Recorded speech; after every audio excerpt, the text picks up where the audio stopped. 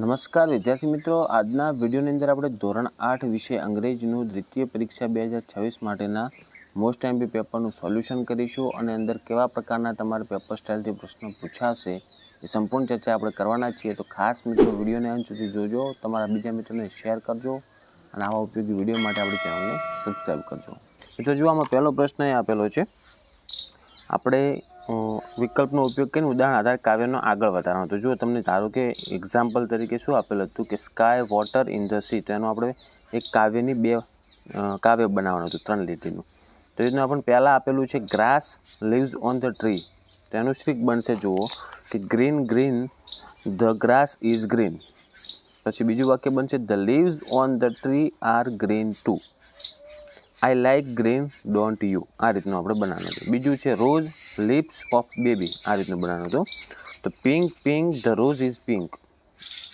પછી the lips of a baby are pink too, I like pink don't you. Okay, આ રીતના આપણે કવિતા બનાવવાની હતી. બીજો પ્રશ્ન છે જેમાં તમારે રાઇમિંગ વર્ડ શોધવાના છે.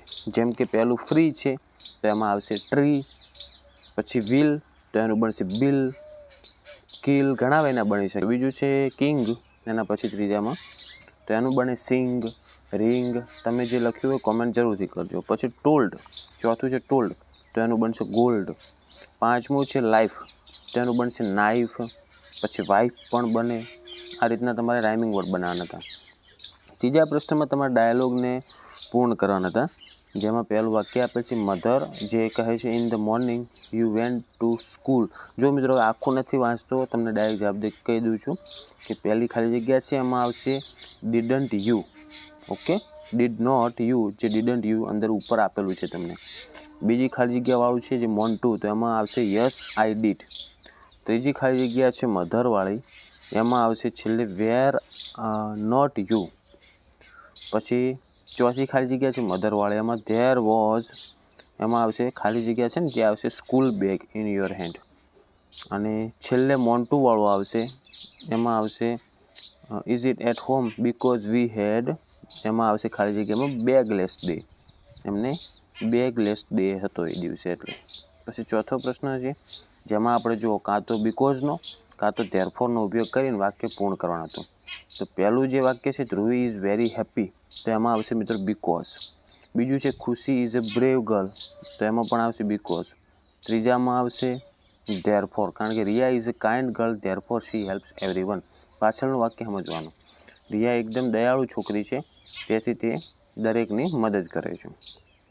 ધેરફોરનો મતલબ થાય તેથી અને બીકોઝનો મતલબ થાય કારણ કે. પછી ચોથો પ્રશ્ન છે વી આર ટાયર્ડ, તો એમાં જવાબ આવશે મિત્રો બીકોઝ. પાંચમો પ્રશ્ન છે પ્રીઝી કેન સ્વિમ વેરી ફાસ્ટ, તો એમાં આવશે ધેરફોર. જો મિત્રો આપણે આખું સોલ્યુશન કરવાના છીએ તો વિડીયોને શાંતિથી જોજો, અંત સુધી જોજો. તમારે કેટલા માર્ક્સ આવશે એ પણ કોમેન્ટ કરજો ને તમે જે શું જવાબ લખ્યા છે પણ એ પણ કોમેન્ટમાં જણાવતા રહેજો. હવે તમને પાંચમામાં શું કીધું હતું જુઓ કે તમારે એક તો જોડકા જોડવાનું છે અને એમાં તમારે એન્ડ અને બટ એનો ઉપયોગ કરી અને આખું વાક્ય બનાવવાનું છે. તો પહેલું છે આઈ વેન્ટ ટુ માર્કેટ, તો એનું જોડકું કયું સેટ થાય તો ચોથા નંબરનું જુઓ સામે બીમાં કે આઈ બોટ ફ્રૂટ્સ, એ સેટ થશે. હવે એનું વાક્ય આ રીતનું બનશે I went to market and I boat fruits. બીજું છે સી, એમાં એન્ડવાળું, કારણ કે એન્ડ અને બટનો આપણે ઉપયોગ કરવાનો હતો એટલે ઓકે. પછી બીજું છે સી રેન વેરી ફાસ્ટ, તો એનો જવાબ કયા જોડકા મેચ થાય છે તો પાંચમા નંબરનું જુઓ કે સી મિસ્ડ ધ બસ. તો એનું હવે આખું એક વાક્ય બનશે. એ બંને લખવાના છે, ખાલી વચમાં કાં તો એન્ડ આવે કાં તો બટ આવે, બાકી એમના એમ જ લખવાના. જુઓ બે વાક્યોની વચ્ચે એન્ડ આવશે અથવા બટ આવશે. તો બીજું વાક્ય જુઓ કે સી રેન વેરી ફાસ્ટ, તો બટ એમાં બટ આવશે, but she miss the bus. ત્રીજું છે સી લાઇક્સ ટી, તો એમાં પહેલા નંબરનું જોડકું છે she does not like cola, એ સેટ થશે. તો એમાં જવાબ આવશે સી લાઇક્સ ટી બટ. ત્રીજામાં આવશે આપણે બટ શી ડોન્ટ લાઇક અથવા ડઝ નોટ લાઇક કોલા. ચોથું છે પાર્થ લાઇક્સ કેક, અને બીજું એનું સેટ થશે પાર્થ લાઇક્સ આઈસ્ક્રીમ. તો એમાં જવાબ આવશે મિત્રો જો Parth likes cake and ice cream, તો એમાં એન્ડ જોડીને આપણે વાક્ય બનાવવાનું. પાંચમું છે આ ફાલ્કોન કેન ફ્લાય, અને એનું સેટ થશે મિત્રો ત્રીજું ઇટ કેન્ટ સ્વિમ, તો એનો જવાબ શું થાય પહેલાં જોડકું ત્રીજું આવશે, પણ જવાબ આ રીતનું લખાશે, આ falcon can fly but it can't અથવા કાન્ટ સ્વિમ. પછી તમને એક આમંત્રણ પત્ર આપેલું હતું, એ વાંચીને એના ઉપર તમારે 10-12 વાક્યો બનાવવાના હતા. પછી જુઓ તમને 7મો પ્રશ્ન આપેલું છે, જેમાં તમને એક એક્ઝામ્પલ આપેલ છે, સમજી લેવાનું હતું પહેલાં કે તીર્થ ઇઝ રીડિંગ અ સ્ટોરી, તો એનું પ્રશ્નાર્થ વાક્ય બનાવવાનું. તો એમાં ખાલી ટુ બીનું રૂપ આગળ આવી જાય, મતલબ ઇઝ રહ્યું ને આગળ આવશે, બીજું એમનું એમ રહેશે. Is Tirth reading a story, અને જવાબ આપવાનો યસ અને નો બંનેમાં. યસ હી ઇઝ અને નો હી ઇઝન્ટ અથવા ઇઝ નોટ. એવી રીતના પહેલું છે દિનેશ ઇઝ બાઇંગ ફ્રૂટ્સ, તો પહેલાં ઇઝ આગળ લઈ જવાનું. Is Dinesh buying a fruits, તો પહેલાં લખવાનું યસ હી ઇઝ અથવા નો હી ઇઝ નોટ. પછી બીજું છે યુ કેન સ્પીક ગુજરાતી, તો આપણે પહેલાં કેન આગળ જ આવવાનું. કેન યુ સ્પીક ગુજરાતી, આવી રીતનો પ્રશ્ન બનશે. તો જવાબ આવવાનો યસ આઈ કેન અથવા નો આઈ કેન નોટ, અથવા યસ યુ કેન અને yes no you can not, આ રીતનું વાક્ય. ઓકે, તો એકદમ ઇઝી હતા.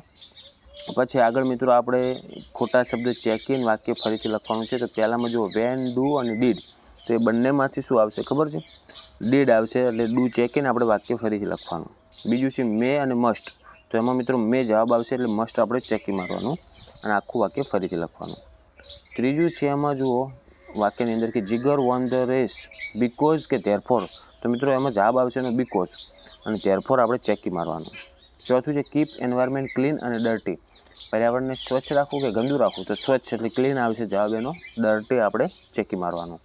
પાંચમું છે ટુડે ઇઝ કે ટુડે વોઝ, આવે છે ટુડે એટલે આજનો દિવસ થયો, આજના દિવસ માટે ઇઝ વપરાય, વોઝ રહ્યું એ ભૂતકાળ માટે વપરાય, મતલબ વીતી ગયેલા સમય માટે, તો આમાં ઇઝ આવશે જવાબ, તો વોઝ ચેકી મારવાનું. પછી 9મો પ્રશ્ન છે, જેમાં તમારે ફકરો વાંચી એના જવાબ આપવાના હતા. પહેલો પ્રશ્ન, how Babul tree will always be happy, તો એનો જવાબ આવશે મિત્રો with its small green leaves and thorns. Okay, અંદર તમારા ફકરાની અંદર જવાબ હતો. બીજું છે what did Babul want back, મતલબ બબુલને પાછું શું જોતું હતું, તો its want its small green leaves and long white thorns. ત્રીજું છે was Babul happy in the end, તો એમાં યસ આવશે. ચોથું છે one day we has learn a lesson, તો એ ખોટું આવશે, ફોલ્સ, ટ્રુ ફોલ્સ કરવાનું, તો એમાંથી ચોથું ખોટું થશે. પાંચમું છે ઓપોઝાઇટ વર્ડ લખવાનો બિગનો, બિગ એટલે મોટું થાય, તો એનો વિરોધાર્થી થશે સ્મોલ. અને છેલ્લે આપણે 10મો પ્રશ્ન આપેલો છે કે જેમાં માય ફેવરેટ એનિમલ વિશે લખવાનું હતું. તો મિત્રો આ હતો આપણે ધોરણ 8 વિષય અંગ્રેજીનું મોસ્ટ એમપી પેપર અને એની પેપર સ્ટાઇલ. તો આશા રાખું છું મિત્રો કે વિડીયો તમને ઉપયોગી બન્યો હશે. તો વિડીયોને લાઇક કરો, તમારા બીજા મિત્રોને શેર કરો, અને આવા ઉપયોગી વિડીયો માટે આપણી ચેનલને સબસ્ક્રાઈબ કરજો. બધા જ વિદ્યાર્થીઓને એક્ઝામ માટે બેસ્ટ ઓફ લક. હવે મળીશું મિત્રો આપણે નેક્સ્ટ વિડીયોમાં. Thank you so much for watching my videos. Thank you so much.